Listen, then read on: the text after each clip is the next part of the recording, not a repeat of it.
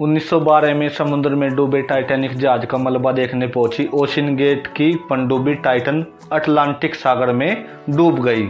पनडुब्बी में सवार सभी 5 लोगों की मौत हो गई। कुछ दिनों पहले जब यह टाइटन पनडुब्बी लापता हुई तो पूरी दुनिया में हंगामा मच गया, क्योंकि इसमें सवार सभी 5 लोग कोई आम इंसान नहीं बल्कि दुनिया के अरबपति लोग थे। इसलिए जब यह खबर बाहर आई तो पूरी दुनिया के लिए चर्चा का विषय बन गई। फिर यह खबर मिलती है कि पनडुब्बी का मलबा टाइटैनिक जहाज के पास ही मिला है। सबमर्सिबल हादसे में मारे गए यात्रियों में पाकिस्तानी मूल के अरबपति शहजादा दाऊद, उनके बेटे सुलेमान दाऊद, ब्रिटिश अरबपति हामिश हार्डिंग, फ्रांस के एक्सप्लोरर पॉल हेनरी और पनडुब्बी का संचालन करने वाली कंपनी ओशियन गेट के सीईओ स्टॉकटन रस शामिल थे। इन लोगों ने कनाडा के न्यू फाउंडलैंड से 16 जून को अपने सफ़र की शुरुआत की थी। ये सभी लोग एक जहाज से पहले अटलांटिक सागर में उस जगह पहुंचे जहां टाइटैनिक जहाज का मलबा मौजूद है। इसके बाद 18 जून को ये सभी यात्री सबमर्सिबल से पानी के अंदर उतरे। सुबह 9 बजे ये लोग समुद्र की गहराई में उतरे और करीब 11:47 पर ही पनडुब्बी का संपर्क टूट गया। 5 यात्रियों को शाम 6:10 पर सतह पर वापस लौटना था, जिसके बाद शाम 6:35 पर बचाव कार्य शुरू किया गया। गुरुवार को अथॉरिटीज ने सभी यात्रियों को मृत घोषित कर दिया और पनडुब्बी में अंततः स्फोट होने का खुलासा किया गया। क्या थी टाइटन पनडुब्बी और इसकी खासियतें? टाइटन एक रिसर्च और सर्वे के काम में इस्तेमाल होने वाली पनडुब्बी थी, जिसमें चालक समेत 5 लोगों के बैठने की क्षमता थी। इसके अलावा लोगों को समुद्र की गहराई तक पर्यटन कराने के लिए भी पनडुब्बी का इस्तेमाल किया जाता था। टाइटेनियम और कार्बन फाइबर की बनी इस पनडुब्बी का ढांचा 22 फीट लंबा था और इसका वजन करीब 10,432 किलो था। पनडुब्बी 4000 मीटर की गहराई तक जाने में सक्षम थी। इस पनडुब्बी का प्रबंधन कराने वाली कंपनी ओशन गेट का कहना है कि इस पनडुब्बी का व्यू पोर्ट इतनी गहराई तक जाने वाली पनडुब्बियों में सबसे बड़ा था। इस पनडुब्बी में 4 इलेक्ट्रिक थ्रस्टर्स लगे हुए थे जो पनडुब्बी को दिशा और 3 नॉट की गति से चलने में मदद करते थे।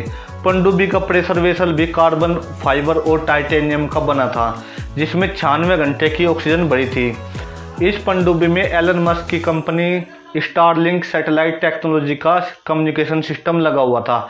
हालांकि अभी तक यह साफ नहीं हो सका कि पनडुब्बी का कम्युनिकेशन किन कारणों से टूटा। पनडुब्बी के हादसों की अन्य वजह इसमें पावर फेलियर या सब कम्युनिकेशन सिस्टम की दिक्कत हो सकती है। विशेषज्ञों का कहना है कि समुद्र की गहराई में पानी का किसी भी चीज़ पर दबाव बहुत ज़्यादा होता है। यह 4-5 हज़ार पौंड प्रति वर्ग इंच हो सकता है, जो धरती के मुकाबले 350 गुना ज़्यादा होता है।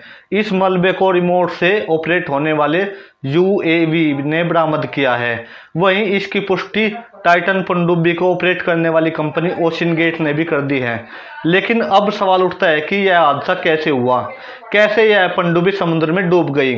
गुरुवार को यूएस कोस्ट गार्ड के प्रवक्ता रियर एडमिरल जॉन माउगर ने कहा कि जो मलबा मिला है वह दबाव की वजह से हुए विनाशकारी नुकसान के जैसा नजर आ रहा है। ऐसा माना जा रहा है कि लैंडिंग फ्रेम और उसके पीछे के कवर के परखच्चे उड़ गए होंगे। रियर एडमिरल माउगर ने आगे कहा कि इसी बात को मजबूती से मानते हुए ही तुरंत परिवारों को सूचित किया गया और यूएस कोस्ट गार्ड और इंटीग्रेटेड कमांड की ओर से उन्होंने परिवारों के प्रति गहरी संवेदनाएं व्यक्त की है। उन्होंने कहा है कि वे सिर्फ कल्पना कर सकते हैं कि ये उनके लिए कैसा रहा होगा। दुनिया भर के एक्सपर्ट मानते हैं कि टाइटन पनडुब्बी के डूबने के कारण कैटास्ट्रोफिक इम्प्लोजन है।